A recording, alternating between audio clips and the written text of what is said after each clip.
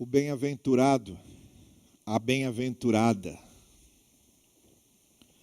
É uma expressão muito comum nas Escrituras. É o Ashrei, no hebraico do Antigo Testamento, a palavra hebraica para bem-aventurado. É o Makarios, é o grego do Novo Testamento, a palavra grega para bem-aventurado. A expressão bem-aventurado ou bem-aventurada aparece diversas vezes, tanto na sua forma hebraica do Ashrei, no Antigo Testamento, quanto na sua forma grega, o Makarios, no Novo. A gente conhece bem o Salmo 1, que começa com essa expressão, bem-aventurado. Salmo 112, que também fala nessa bem-aventurança. Salmo 126.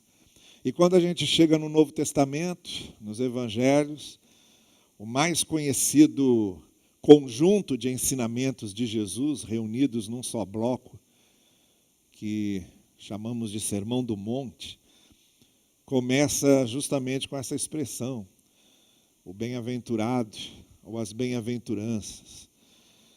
Então é uma expressão que quando nós começamos a ler na palavra e quando nós começamos a nos tornar íntimos da palavra, estudiosos da palavra, leitores da palavra, quando começamos a refletir na palavra, é uma expressão que começa a conviver conosco também. Nós começamos a ter conhecimento dela, a vê-la se pontuando ao longo das Escrituras. E eu quero ler com vocês para refletirmos um pouco sobre o sentido mais prático, mais objetivo dessa expressão, o bem-aventurado ou a bem-aventurada. Lucas capítulo 11, o Evangelho de Lucas no capítulo 11, a partir do verso 27. Lucas capítulo 11, versos 27 e 28. E a gente lê assim lá. Quando dizia essas coisas, uma mulher da multidão levantou a voz e disse: Bem-aventurado o ventre que te carregou e os peitos que te amamentaram. E Jesus replicou: Mais bem-aventurados são aqueles que escutam a palavra de Deus e a cumprem. Esse é um texto que encerra um dos blocos de Lucas. Lucas divide o seu evangelho em alguns blocos narrativos, e é muito fácil em Lucas a gente perceber quando é que ele está encerrando um desses blocos e fazendo transição para um outro, quando há uma afirmação conclusiva e que tem a ver com tudo que foi dito antes, tudo que foi desenvolvido antes. No caso aqui, Jesus teve um certo embate com os fariseus, com os mestres da lei, que estavam profundamente inquietos com aquilo que Jesus estava dizendo, e muito especialmente estavam incomodados com a popularidade de Jesus, que começava a crescer, incomodados com a maneira pela qual Jesus Cristo interpretava a lei, falava da lei, incomodados com as companhias de Jesus, aquelas pessoas que começaram a rodear Jesus Cristo e a fazer parte das suas andanças, das suas caminhadas. Essas pessoas eram normalmente os marginais da época, os que os líderes religiosos da época não consideravam santos, nem puros, nem separados, nem especiais, nem queridos de Deus.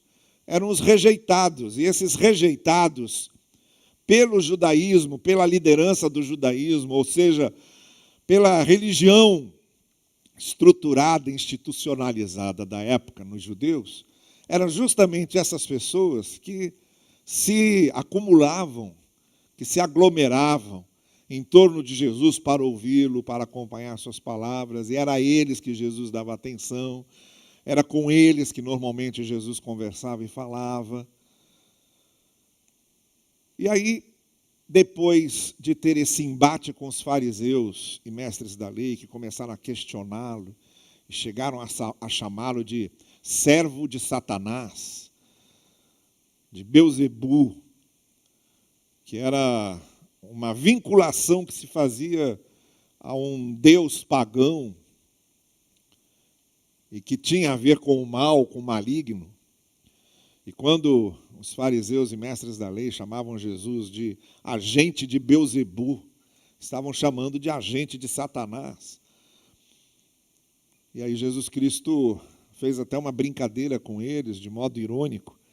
Jesus disse: como é que eu posso ser agente de Satanás e expulsar Satanás, como vocês veem que eu faço aqui? Como é que esse reino dividido de Satanás contra Satanás poderia subsistir, poderia sobreviver? Isso não faz sentido o que vocês estão dizendo, é totalmente contraditório, é paradoxal, é um antagonismo mental, uma falta de conciliação, de coerência. É totalmente incoerente isso que vocês estão dizendo. Então, depois desse confronto, e depois de ter, mais uma vez, feito referência à sua missão, ao que ele vinha fazer, ao propósito da sua vida, daí se deu esse episódio que nós lemos aqui.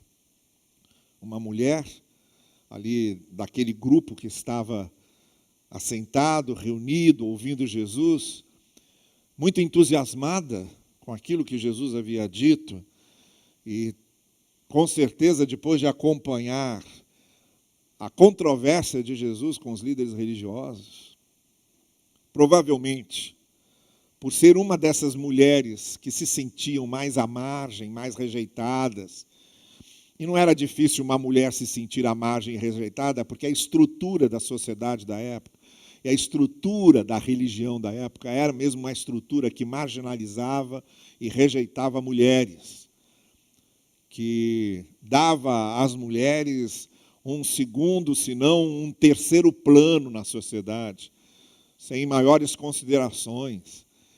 E aí essas pessoas provavelmente iam sentindo isso. Como é que eram tratadas de forma desprezível, como é que eram colocadas sempre em segundo plano. E aquela mulher, vendo Jesus debater com os fariseus, com os mestres da lei, deve ter assimilado aquele momento como uma vitória pessoal dela. Sabe, aquele tipo de coisa, quando uma pessoa ali está metida numa briga, num debate, começa a dizer umas coisas que você diz, está dizendo tudo que eu gostaria de dizer. Está falando tudo que eu gostaria de falar. Era assim que talvez ela estivesse se sentindo, quando ela, então, numa explosão de euforia, numa explosão de alegria, por se ver tão bem representada por Jesus estar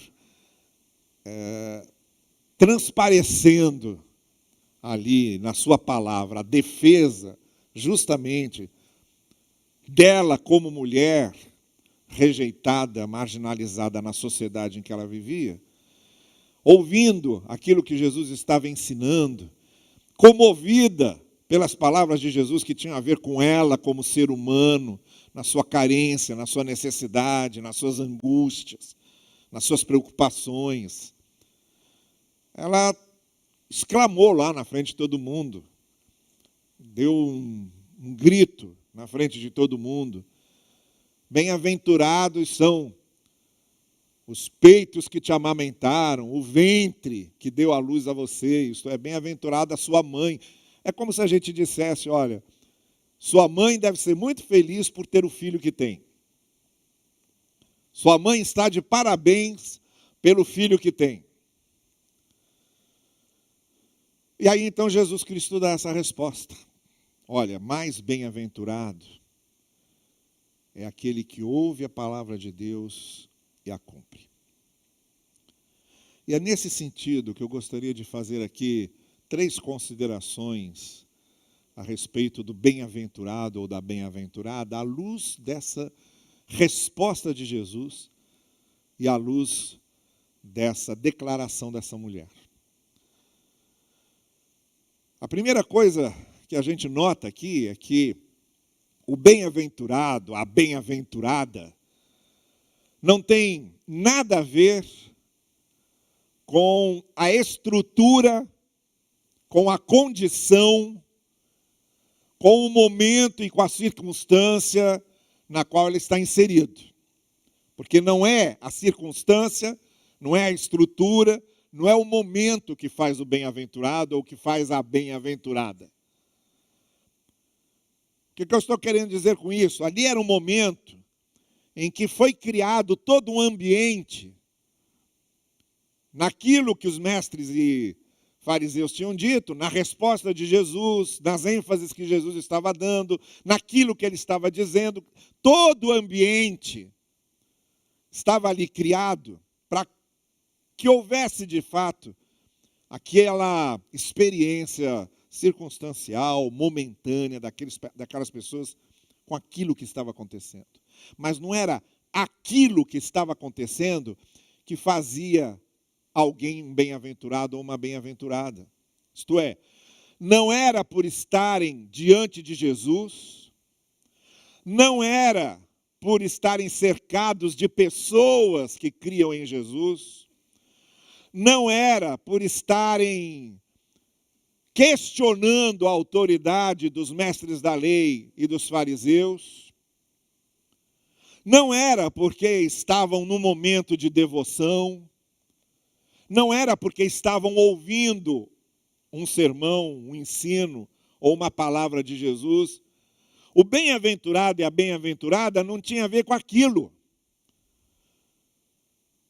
Porque não é o momento, não é a condição, não é a circunstância que cria o bem-aventurado e a bem-aventurada, por um motivo muito simples. Quando essa circunstância, quando esse momento, quando essa estrutura, quando essa condição não existe, deixa de ser bem-aventurado ou bem-aventurada, um pouco mais adiante, essa estrutura toda ia acabar. Os discípulos iam se pulverizar, se separar com a morte de Jesus, ia ficar todo mundo assustado, com medo, cada um escondido no seu lugar. Depois que Jesus ressuscita e se revela a eles, ele vai embora e os deixa ali para cumprirem a missão, mas a gente lê em Atos que ainda estão ali muito tímidos, dentro das casas, orando. A estrutura deixou de existir, a condição da presença de Jesus deixou de existir. E depois, quando começam a pregar, eles começam a ser perseguidos, começam a ser presos. Alguns são mortos, praticamente todos os apóstolos foram mortos. Todos eles foram martirizados por causa da sua fé. E aí a gente vai dizer o quê? Deixaram de ser bem-aventurados? Não eram mais bem-aventurados? Porque não havia mais aquela circunstância, aquela estrutura, aquela condição? Não, continuavam sendo. A pessoa que era presa, que era torturada, que era morta, não é porque Deus a tinha abandonado e nem é porque ela não era mais uma bem-aventurada de Deus, mas porque as circunstâncias eram outras. Não era mais a casa de Cafarnaum, onde Jesus se reunia com os discípulos, partia o pão com eles, conversava, orava. Não, agora era o sinédrio, era o tribunal judaico, era o deserto, era como Paulo dentro de um cesto, descendo por um muro para não ser morto. As circunstâncias mudaram, o contexto mudou, não havia mais o ambiente pacífico, bom, tranquilo, acomodado, mas continuavam sendo bem-aventurados e bem-aventuradas. Por uma outra razão, que não era essa, não era a razão do ambiente. Então a primeira coisa que a gente aprende com esse texto, não era ali o ambiente, todo mundo em volta de Jesus, Jesus ali perto, falando, e eles partindo pão e conversando. Não era isso que fazia deles bem-aventurados, como não é o fato de estarmos aqui que nos faz bem-aventurados, não é o fato de estarmos batizados que nos faz bem-aventurados, não é o fato de participarmos da ceia que nos faz bem-aventurados, não é o fato de termos nosso nome no hall de membros da igreja que nos faz bem-aventurados. Não são essas coisas, não é a estrutura, não é a condição, não é a circunstância. É algo bem maior que isso. Mas também a gente vê nesse texto que o bem-aventurado e a bem-aventurada não é só uma questão de sentimento e de emoção. Aquela mulher, ela se sentiu muito emocionada, muito emocionada. Ela estava muito emocionada. Havia muito sentimento ali envolvido naquela hora. Como eu disse a vocês, ela se viu defendida por Jesus. Jesus estava defendendo a causa daquela mulher e mostrando para os fariseus, para os mestres da lei, que para ele todos eram bem-vindos. Por que vocês acham que os pecadores estavam sempre em volta de Jesus e não em volta dos fariseus e dos mestres da lei? Porque em volta de Jesus eles eram aceitos. Porque em volta de Jesus havia perdão, havia misericórdia, havia compaixão, havia compreensão. Por isso estavam ali em volta de Jesus e não em volta dos fariseus, dos sacerdotes, dos mestres da lei. Porque junto de Jesus havia graça, havia acolhimento, havia recepção deles como pessoas, como pecadores. Não cheguem perto de mim porque vocês são pecadores. Não, era o contrário. Jesus dizia, venham para perto de mim porque vocês são pecadores. É por isso mesmo que vocês têm que andar comigo, porque vocês são pecadores, não porque vocês são santos. Jesus chegou a dizer, eu não ando com santos. Aqueles que são bons, que estão saudáveis, não são esses com quem eu ando com os doentes. Eu vim para andar com os doentes, eu não vim para andar com os sãos. Eu não vim para andar com os santos. Eu não vim para andar com aqueles que se acham muito puros, muito justos. Esses não me interessam. Porque esses acham que o que eles fazem basta para aproximá-los de Deus. Eles não precisam de mim. Quem precisa de mim e quem anda comigo é quem diz, eu não tenho nada para oferecer a Deus. Ou eu me agarro aqui com Jesus, ou eu não terei nada. Esses aí é que me seguem. Para eles é que eu vim, para esses doentes, para esses impuros, para esses pecadores. Então estavam ali em torno de Jesus, porque havia graça, havia misericórdia, havia acolhimento, havia amor. Então aquela mulher se sentiu ali representada, acolhida, compreendida, amada, agraciada, alvo da misericórdia de Deus. Então ela teve uma explosão de emoção. E aí ela gritou. Uma mulher não podia falar em público, né? A gente lembra bem ali da mulher samaritana, no capítulo 4 de João, quando começa a falar com Jesus. Os discípulos ficam todos horrorizados. Você estava falando com ela aqui na rua, porque era meio indecente que as mulheres falassem na rua, com homens que não conheciam. E muito especialmente um judeu falar com uma samaritana, que além de ser mulher, era uma mulher de segunda categoria, porque não era uma judia. Então não havia isso. Aí essa mulher, na frente de todo mundo, tem essa explosão de alegria. Assim como aquela mulher que alguns acreditam ter sido Maria Madalena, outros acreditam ter sido Maria, irmã de Marta. Não há um consenso sobre isso, mas que invade ali a casa onde Jesus está, derrama perfume, nardo, puro, para ungir Jesus na frente de todo mundo. Uma coisa que não era nada comum uma mulher fazer. Essa mulher tem uma explosão de alegria, mas ela não era bem-aventurada por isso. Ela não era bem-aventurada pelo que ela sentia. Por isso, em algumas versões da Bíblia, para tentar facilitar a ideia do que é bem-aventurado, traduzem por feliz.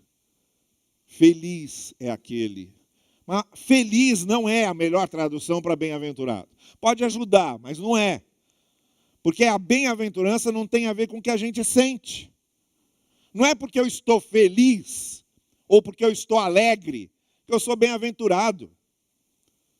Porque eu volto a dizer, haverá condições, haverá situações em que eu estarei triste e continuarei sendo um bem-aventurado. Eu estarei perseguido, estarei injustiçado e continuarei sendo um bem-aventurado, embora eu esteja triste, embora esteja angustiado. Porque os nossos humores, as nossas emoções, elas são muito volúveis, elas mudam. Não é todo dia que a gente acorda bem-humorado, acorda vendo os céus abertos. Não, tem dia que a gente acorda, tem dia que a gente nem queria acordar. Tem dia que a gente já sai da cama com sentimentos ruins, com a emoção para baixo, com um peso enorme. Não queria conversar com ninguém, não queria ver ninguém. Somos assim. Nós variamos de humor, por isso que a fé não depende das emoções. A fé não tem a ver com o que sentimos, porque nós podemos nos sentir de diversas maneiras. E não significa que, porque hoje eu estou me sentindo mais para baixo, que eu esteja crendo menos. Hoje parece que o céu está fechado, que a minha oração não passa do teto. Hoje eu não estou com vontade de ler a Bíblia. Hoje eu não estou com vontade de cantar, hoje eu não estou com vontade de ir ao culto. Isso não quer dizer que a minha fé esteja fraca, não. Quer dizer simplesmente que eu não estou me sentindo bem naquele dia, minha emoção não está legal. Então aquela mulher naquele momento teve aquela explosão de alegria, mas por que ela estava falando aquilo e estava alegre, feliz? Não era isso que fazia dela uma bem-aventurada. Porque assim como eu disse anteriormente, a circunstância ia mudar. As pessoas que no domingo estavam recebendo Jesus em Jerusalém, gritando, Hosana, Hosana, Hosana, ao que vem em nome do Senhor, na quinta-feira, estavam gritando, crucifica, crucifica. Tinha mudado. O sentimento tinha mudado, a visão tinha mudado, o humor tinha mudado. Porque a gente é assim. A gente é assim, a gente é, muitas vezes, humor de torcedor de futebol. Está lá o jogador, pega a bola, dribla o primeiro, dribla o segundo, dribla o terceiro, e a gente está aqui. Esse é o fulano, é esse que é o fulano. Aí ele perde a bola, ou chuta errado.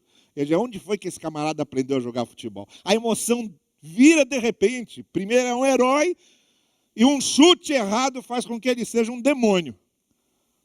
É a emoção de torcedor de futebol. A gente muda. Por isso que a nossa fé não pode depender do que sentimos.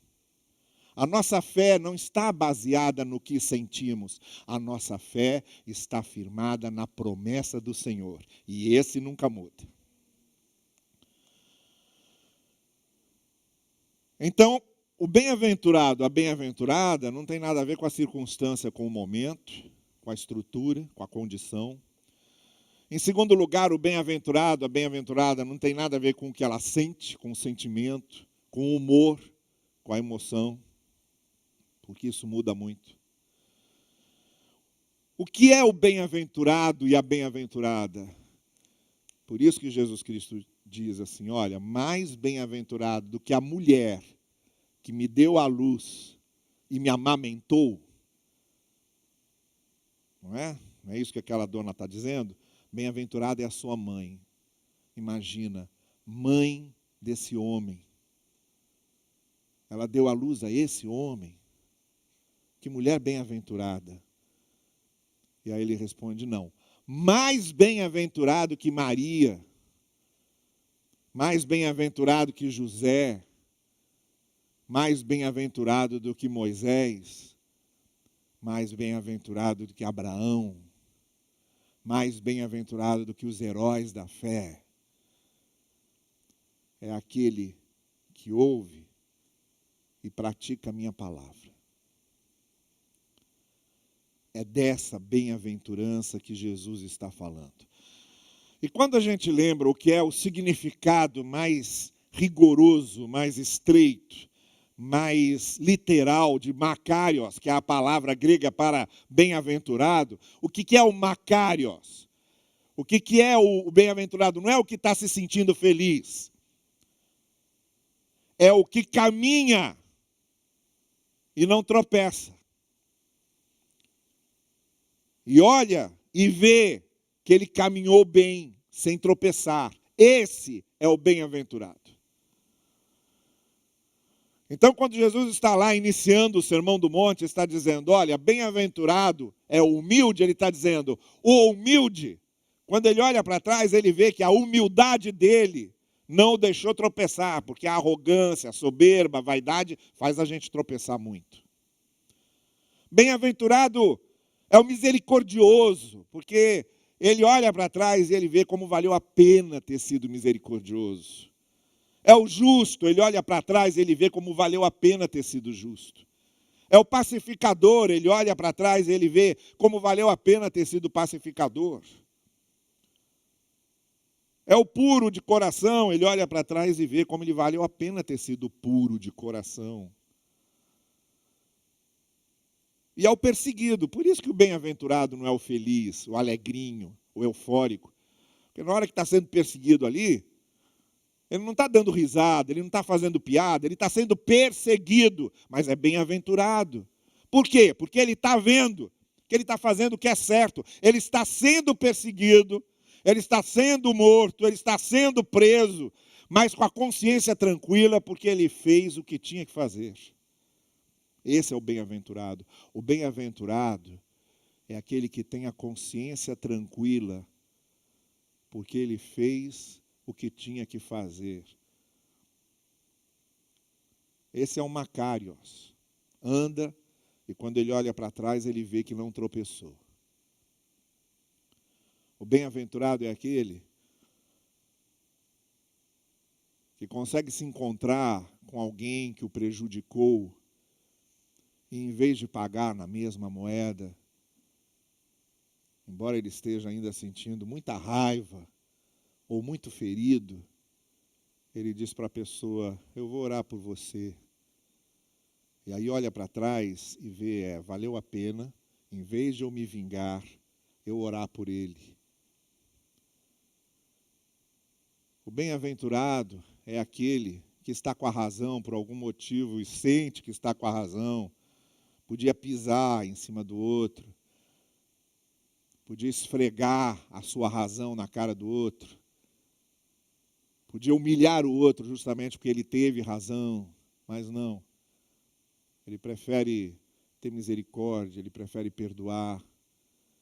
E aí ele olha para trás e ele diz, foi muito melhor eu ter perdoado do que eu ter pisado em cima.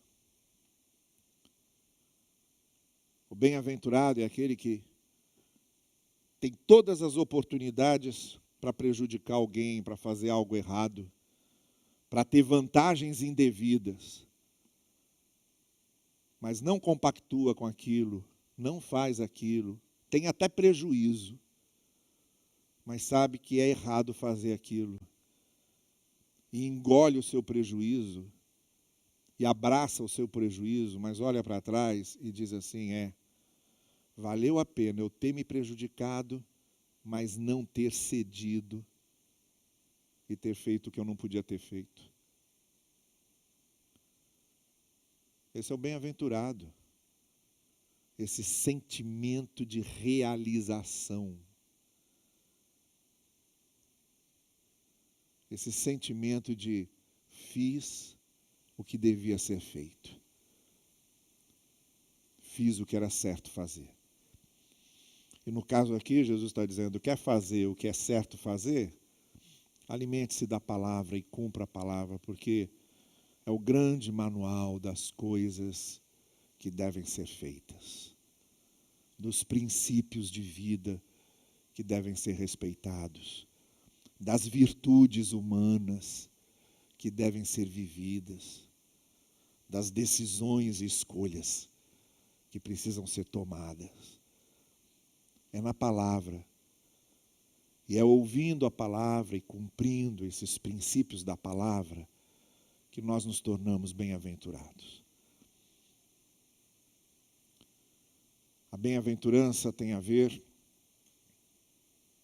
com a prática daquilo que aprendemos com a palavra. O bem-aventurado,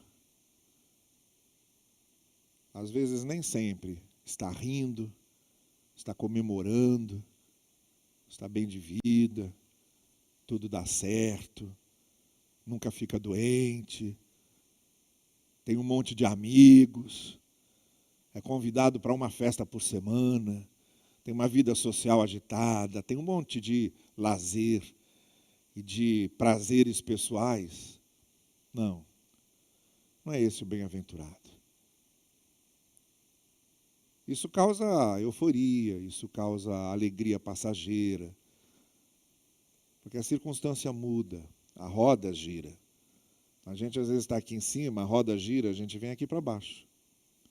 Mas não é porque veio para baixo que a gente deixou de ser bem-aventurado, porque o bem-aventurado é aquele que em qualquer situação, lá em cima ou aqui embaixo, está cumprindo a palavra, vivendo a palavra, naquilo que ela tem de princípios, de virtudes, de ética, de vida.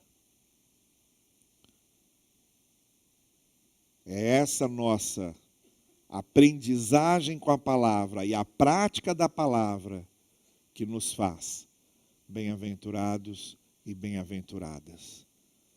Irmãs e irmãos, sejamos os verdadeiros bem-aventurados, as verdadeiras bem-aventuradas, porque seremos muito mais bem-aventurados do que a própria Maria que deu à luz a Cristo. Bem-aventurados porque ouvimos e praticamos a palavra de Deus. Que o Senhor assim nos guie e nos conduza.